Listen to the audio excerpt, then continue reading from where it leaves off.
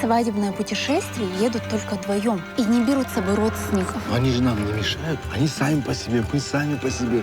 Вы далеко? А мы хотели с вами покататься. Вдруг мы целоваться захотим.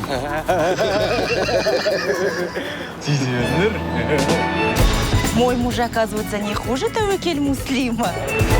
Каким бизнесом вы занимаетесь? Я экспортирую чай. Это же можно с Африки оптом чай закупать и привозить в Казахстане чуть подороже продавать. Может, ты угомонишься своими идеями? He, you, go. Гол.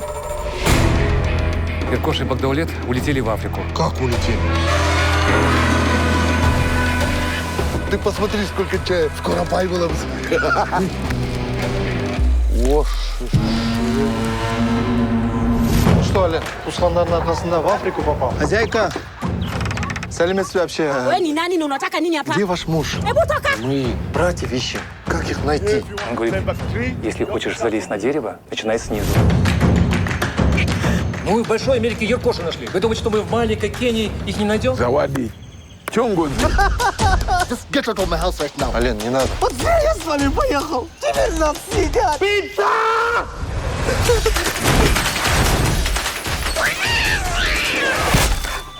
Багдулет, ложитесь, это сон. Иркош, это не сон. Мы в Африке, и нам хана. Они хотят, чтобы один из нас женился местных девушек и остался тут навсегда.